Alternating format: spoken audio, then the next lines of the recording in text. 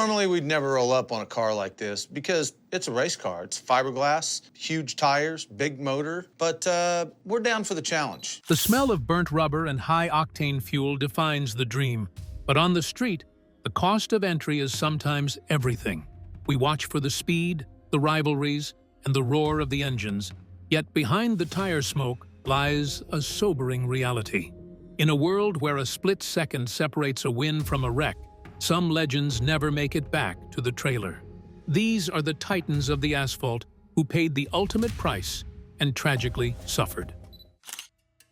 Tyler "Flip" Priddy, the ghost of the 405. Long before Street Outlaws was a global powerhouse, it was a gritty, localized battle for respect on the back roads of Oklahoma City. At the center of that storm was Tyler "Flip" Priddy. To understand the DNA of the 405, you have to understand Flip. He wasn't just a driver, he was the swagger of the original crew. Behind the wheel of the El Camino, a car that looked like a junk heap but ran like a scalded dog, Flip became the blueprint for the street aesthetic. He was loud, he was unapologetic, and he was fast. He mocked his opponents with a grin and a beer in his hand, embodying the rebellious spirit that fans fell in love with during Season 1. But the reality of Flip's story is draped in a heavy silence that still lingers over the show. Passing away in 2013 at the age of 31, just as the world was starting to learn his name, Flip became the first true tragedy of the franchise. While the show chose to keep the specific details of his passing private, out of respect for his family, the vacuum he left behind was massive. He wasn't lost in a race, but his death forced the 405 to grow up overnight. The El Camino sat idle, a haunting reminder of a seat that could never truly be filled. Flip's legacy didn't end with his heartbeat. It lived on through Big Chief, Murder Nova, and the rest of the OKC crew who carried his memory into every list race that followed. Eventually, his legendary car was passed to his close friend, Kamikaze Chris, who resurrected the beast as the Slut. It was a tribute written in horsepower. Every time that El Camino purged its nitrous and tore down a closed-off highway, it was a signal to the heavens that the 405 hadn't forgotten its roots. Flip taught the world that the street racing community is a brotherhood first and a TV show second. He was the spark that lit the fire, and even now, years later, his name is spoken with a reverence that borders on the sacred. He wasn't just a racer. He was the soul of the street. The first blow to the 405 was heavy, but the road only got more dangerous as the stakes and the speeds began to climb. Ryan Fellows, the high cost of the desert night. When the franchise expanded into the fastest in America format, the goal was to find the baddest team in the nation. But in August 2022, the pursuit of that title turned into a nightmare on the outskirts of Las Vegas. Ryan Fellows, a seasoned competitor and a rising star in the racing world, was behind the wheel of his gold Nissan 240Z, battling for a win in a high-stakes bracket. The desert air was thick with tension, the kind of atmosphere where every driver knows they are dancing on the razor's edge. As Fellows neared the finish line, something went catastrophically wrong. His car lost traction, rolled violently, and was engulfed in flames. It was a scene that froze the production in its tracks, a brutal reminder that despite the evolution of technology and safety, the laws of physics are unforgiving. Ryan wasn't just another name on a bracket. He was a husband, a father of two, and a man whose passion for the sport was matched only by his reputation for being a stand-up guy in the pits. His death sent shockwaves through the entire Discovery Channel community, leading to an immediate outpouring of grief and a temporary halt to the high-octane festivities. For the fans, it was a moment of harsh clarity. We often see these cars walk the line between control and chaos, but seeing a life extinguished in real time changed the way people viewed the fastest in America moniker. The gold 240Z became a symbol of the immense bravery required to strap into a tube chassis and chase a dream at nearly 200 miles per hour. The aftermath of Ryan's passing ignited a massive conversation about the safety of filming locations and the surfaces used for these street races. The community rallied around his family, raising hundreds of thousands of dollars, proving once again that while these racers fight like enemies on the asphalt, they protect their own like kin when the dust settles. Ryan Fellow's name is now etched into the history of the sport, not just for his speed, but as a cautionary beacon. He represented the modern era of the show, a professional-grade racer who knew the risks but loved the thrill more. His loss didn't just end a race. It forced the entire industry to look in the mirror and ask what the true price of entertainment really is. He left the world doing what he loved, but he left a hole in the hearts of the racing world that no trophy could ever hope to fill. Behind every fast car is a brilliant mind, and some losses happen away from the track, in the quiet moments between the chaos. Christopher "Kentucky" Ellis, the heart of the garage. While the drivers get the glory and the screen time, the street racing world is built on the backs of the men who keep the machines breathing. Christopher Ellis, better known to millions of fans as Kentucky, was the quintessential grease monkey, a man whose talent for turning a wrench was matched only by his infectious, easygoing personality. Kentucky wasn't out there fighting for the top spot on the list every week. Instead, he was the guy in the background making sure the 405's heaviest hitters actually made it to the line. He was a fixture at Midwest street cars, a master mechanic who could diagnose an engine failure by sound alone and fix it with whatever was lying around the shop.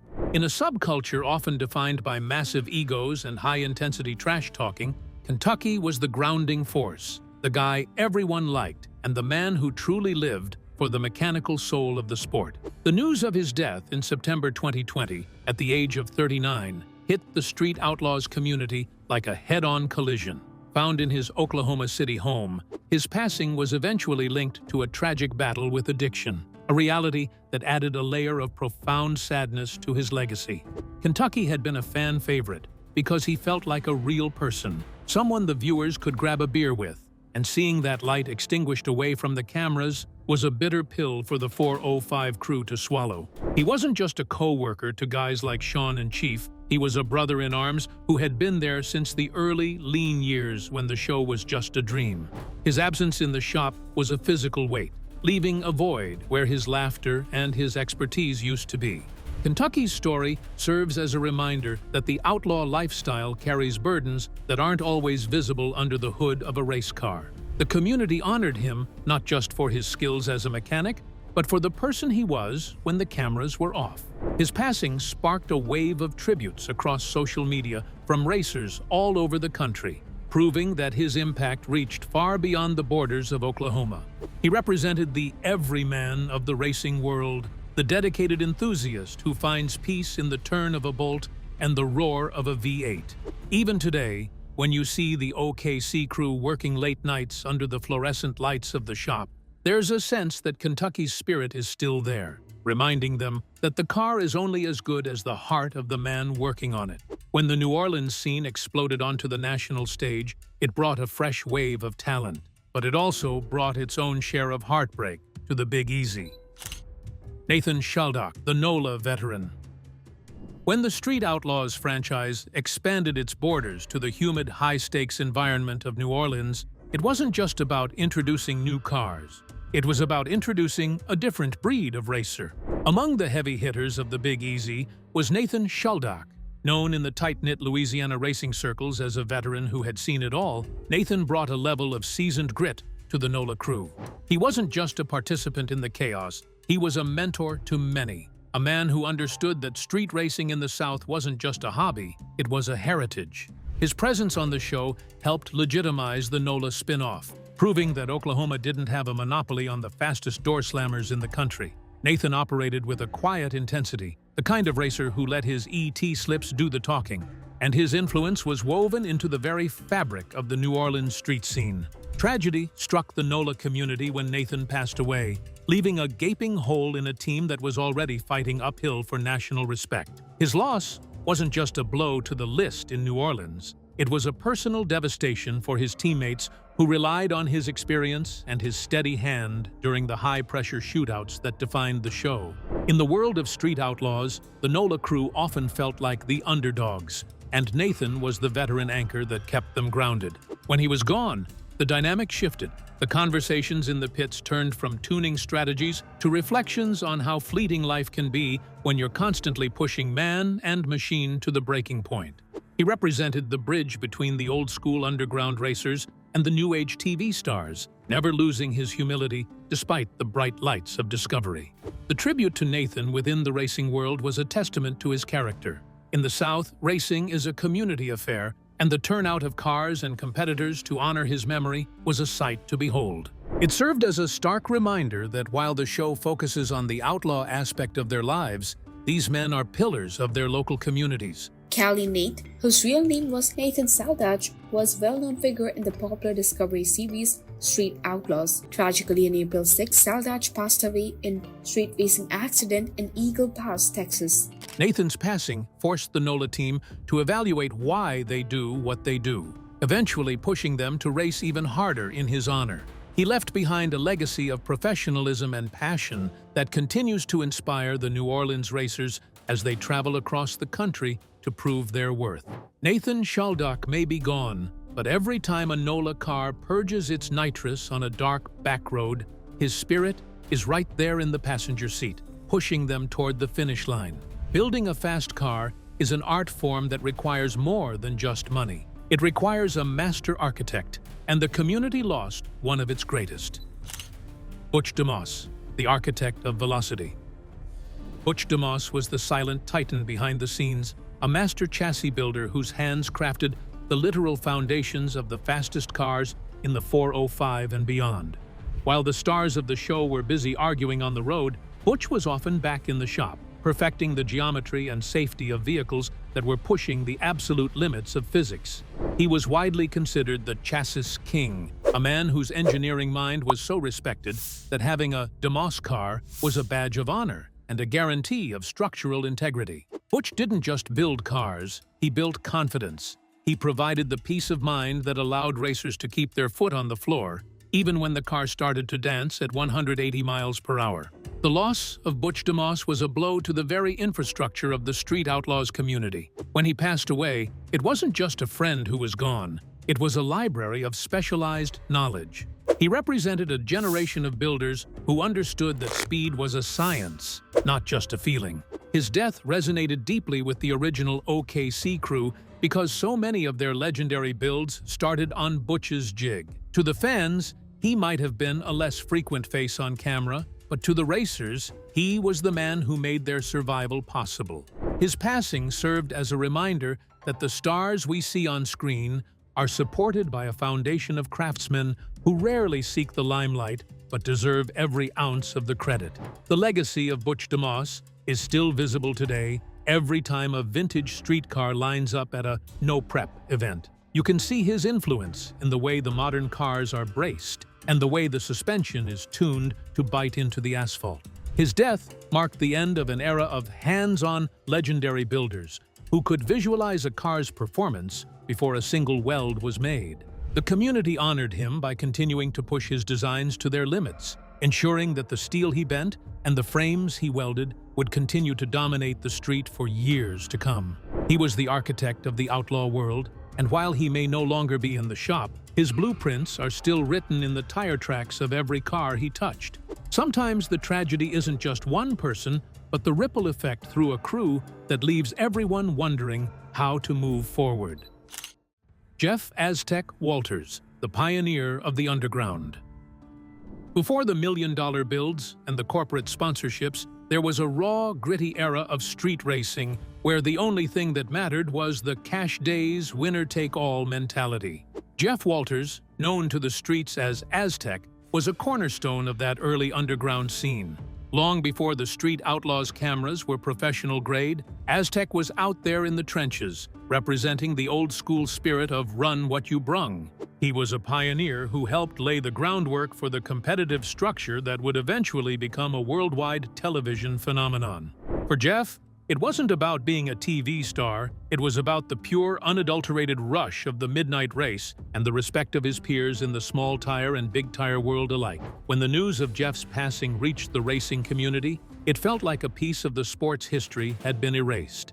He was a man who lived and breathed the culture, someone who had seen the transition from illegal backroad sprints to organized closed-course events. His death was a somber moment for the veterans of the show, the guys like Big Chief and Murder Nova, who remembered the days when Aztec was one of the faces to beat. He represented the grit and the risk that the show tried to capture, but he did it without the safety nets of a major production. His loss reminded everyone that the original street racers were a rare breed, many of whom faced hardships and health battles away from the glory of the finish line. The story of Aztec is essential to any history of street outlaws because it honors the roots of the movement. He was part of the DNA that made the 405 legendary, a racer who didn't need a script to show his passion. In the wake of his death, many in the community reflected on the toll that a lifetime of high-stress racing and long nights in the garage can take on a person. He left behind a legacy of keeping it real, a standard that the newer generation of racers still tries to uphold. While the cars have gotten faster and the budgets have gotten bigger, the spirit of Jeff Aztec Walters remains a benchmark for what it means to be a true street outlaw. It's not about the fame, it's about the race. Can a team truly recover when their backbone, the silent force in the pits, is suddenly gone? The Gasman Birdman crew, the silent hero of the pits. In the high-velocity world of no-prep kings, James Birdman Finney is a name that strikes fear into the hearts of opponents. But behind every legendary driver is a crew that works like a surgical team. And no one was more vital to that operation than the man known simply as Gasman. As a key member of the Birdman crew, Gasman was the heart and soul of the pit area. He was the one who ensured the fuel was right, the tires were prepped, and the car was ready to unleash its terrifying horsepower. In the high-pressure environment of a national touring series, the crew members are the ones who endure the 18-hour days, the blistering heat, and the constant mechanical failures, all for the glory of seeing their driver take the win. Gasman was a master of his craft and a beloved figure across the entire paddock. Tragedy didn't strike on the track for Gasman, but his passing felt just as impactful to the no-prep family. When he was lost, the Birdman team didn't just lose a mechanic, they lost a brother. The bond between a driver and their lead crew member is one of absolute trust. The driver's life is quite literally in the crew's hands every time the light turns green. Gasman's death cast a long shadow over the Birdman camp, leading to an emotional period where the team had to find the strength to continue without their most reliable anchor. His passing highlighted the often overlooked reality that these teams are traveling families, living in close quarters and sharing the highest highs and lowest lows of the racing life. The tribute paid to Gasman by the Street Outlaws community was massive. From stickers on cars to moments of silence at the starting line, the no-prep world made sure his name wasn't forgotten. He represented the thousands of unsung heroes who make the show possible. The people who never get the big interview, but are the reason the engine stays together at 40 pounds of boost. Gasman's legacy is a reminder that the outlaw family isn't just about the person holding the steering wheel.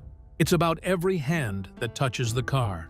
His absence served as a sobering lesson that even in a sport obsessed with speed, we must take the time to appreciate the people who make the journey possible before the final checkered flag falls. The danger of the street isn't just a TV trope. It carries real-world consequences that can follow a racer long after the engines have cooled. Izzy Valenuela, the California Warning. While many stars on this list are remembered for their triumphs, the story of Izzy Valenuela is a darker, more complex chapter in the Street Outlaws saga. Izzy was a prominent figure in the California street racing scene and made appearances on the show as a representative of the West Coast's high-performance culture.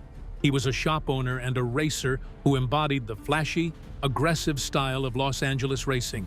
However, his story took a tragic and legal turn that would change the way street racing was perceived by the public and the legal system forever. Police are looking for the drivers in a deadly street racing crash left 2 people dead and 1 seriously injured. Police believe a car lost control and slammed into a crowd watching the race near Plummer Street and Canoga Avenue in Chatsworth. In 2015, a horrific accident during an illegal street race in Chatsworth, California, resulted in the deaths of 2 bystanders. While Izzy wasn't the one behind the wheel of the primary car involved, he was charged in connection with the event, a move that sent shockwaves through the production and the racing world at large. The tragedy surrounding Izzy Valenuela serves as the most sobering lost narrative in the franchise, not because Izzy himself passed away, but because the life he knew and the people involved in that night were lost to a preventable catastrophe. The legal fallout was immense, and it marked a turning point for the show's production. It was a stark, brutal reminder that street racing, without the controlled environments and safety crews provided by Discovery Channel, is a game of Russian roulette. The victims of that night became the tragically lost figures that the community had to reckon with. For Izzy, the dream of being a top-tier racing personality was eclipsed by the reality of a courtroom and the weight of a tragedy that could never be undone. Including Izzy in this list is necessary because his story defines the cautionary aspect of the Street Outlaws' legacy. He represents the crossroads where the outlaw persona meets the hard reality of public safety. His disappearance from the scene wasn't a choice.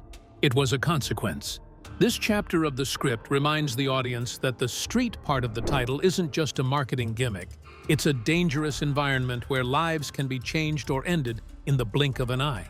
Izzy's story is a permanent scar on the history of the show, a reminder to every viewer and every aspiring racer that the pursuit of speed must never come at the cost of innocent lives. He is lost to the community in a way that serves as a perpetual warning.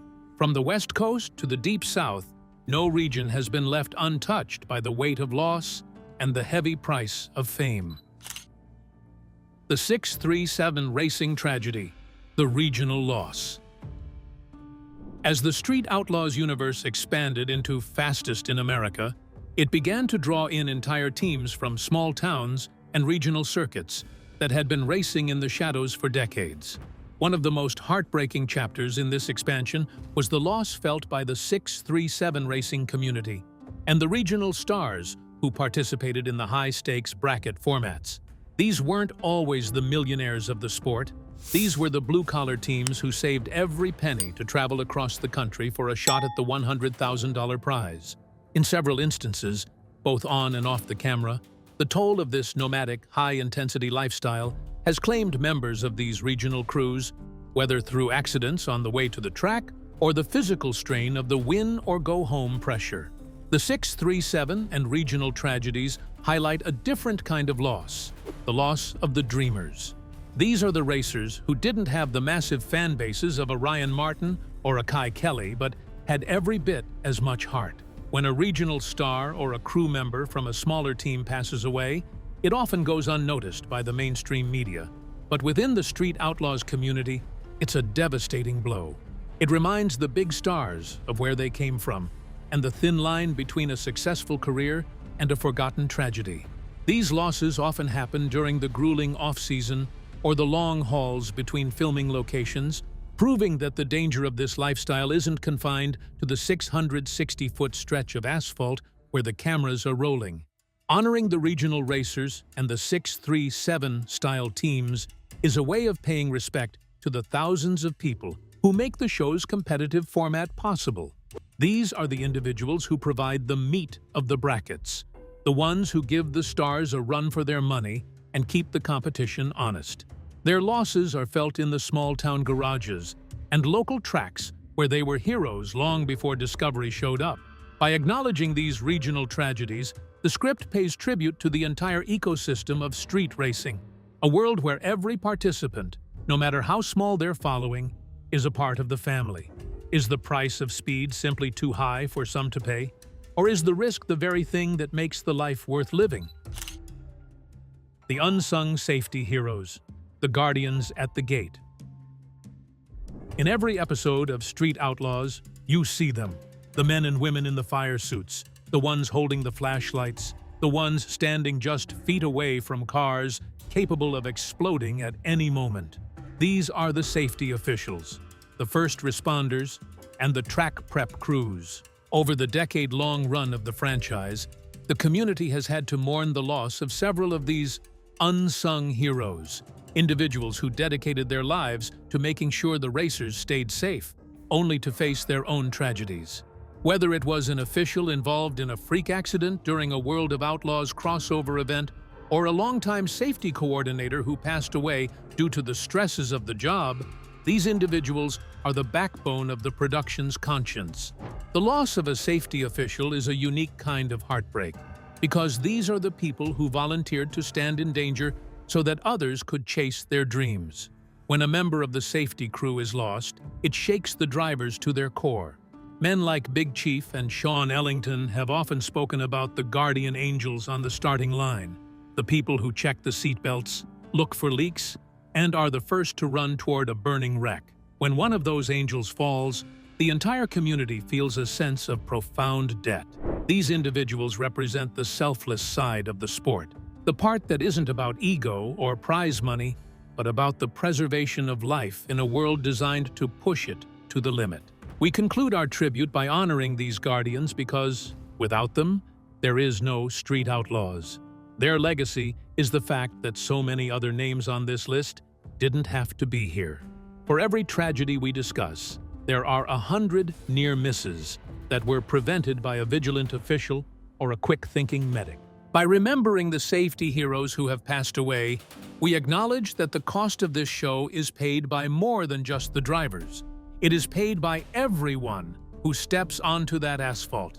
Their names may not be on the side of a car, but they are written in the safety protocols and the lives of every racer who made it home to their family. They were the silent protectors of the street, and their loss is the ultimate reminder that in the world of racing, we are all in this together. The engines will eventually stop, the tire smoke will clear, and the bright lights of the television cameras will fade. But for those who lived this life, the names of the fallen are more than just credits on a screen. They are the brothers, builders, and legends who defined an era. If you liked this video, please subscribe to the channel and leave your comments right down there. Thanks for watching.